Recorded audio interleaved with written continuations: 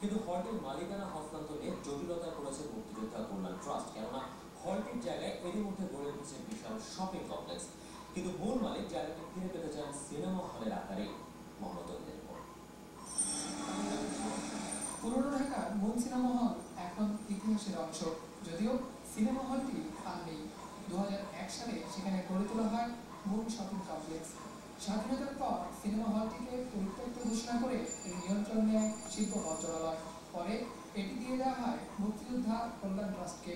এরপর থেকেই শুরু হয় হলটির মূল মালিক মাকসুদ পরিবারের আইনি লড়াই। 34 বছরের টানা আইনি লড়াই শেষে সিনেমা হলটির মালিকানা ফিরিয়ে দেওয়ার নির্দেশ দেওয়া হয় মুক্তিযোদ্ধা কল্যাণ ট্রাস্টকে। কাছ থেকেও আমরা মতামত নিয়েছি, তারাও আমাদেরকে বলেছেন যে এটা মালিককে হস্তান্তর করতে হবে, অন্য কোনো বিকল্প নেই। এখানে আমরা একটা কমিটি করেছি, আমরা এক পরিচালককে সভাপতি করে মন্ত্রণালয়ের প্রতিনিধি নিয়ে কীভাবে এটা হস্তান্তর করা যায়।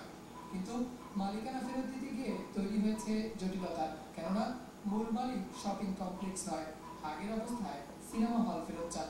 এ নিয়ে মাকসুদের আইনি প্রতিষ্ঠান চিঠি দিয়েছে কল্যাণ ট্রাস্টকে। বলছিলাম আমার যেরকম 72 সালে সেরকম সেই অবস্থায় তো আমরা আপনাদেরকে বলেছি, দেখেন বাস্তব অবস্থাটা আপনাদের অবশ্যই বিবেচনা নিতে হবে। 72 সাল থেকে আজকে 38 বছর পার হয়ে গেছে। এই পরিবর্তন হওয়াটাও স্বাভাবিক। বাস্তবতার নিরিখে কীভাবে আপনারা নিতে পারেন সেটা আমরা বসে আপনারা একটা সমঝোতা আসেন, তা হলে তো হবে। হস্তান্তর জটিলতা এখানে শেষ হয়। 2001 সালে মূল সিনেমা হল সহ আশপাশের কিছু দোকান এবং প্লট নিয়ে মূল শপিং কমপ্লেক্স গড়ে তোলার কাজ শুরু করে বাবুল কনস্ট্রাকশন। এর মধ্যে বিক্রি হয়ে গেছে বেশ কিছু দোকানও। কিন্তু সিনেমা হলের মালিকানা নিয়ে জটিলতার মুখে পুরো কাজ শেষ করেনি প্রতিষ্ঠানটি, বরং মুক্তিযোদ্ধা কল্যাণ ট্রাস্টের কাছে 100 কোটি টাকা ক্ষতিপূরণ চেয়েছে তারা।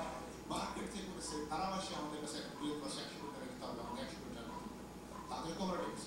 তারা আসেন আমাদের স্ট্যান্ড যে আমরা সুষ্ঠুভাবে, যেহেতু আমাদের নির্দেশ আছে আমরা হস্তান্তর করে দিতে পারলে আমরা ভাবনার জন্য কোনো কমপ্লিকেশনে না করি।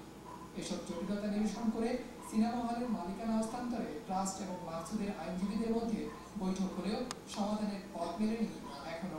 72 সালে মোহাম্মদ তৌহিদ, বাংলাদেশ, ঢাকা।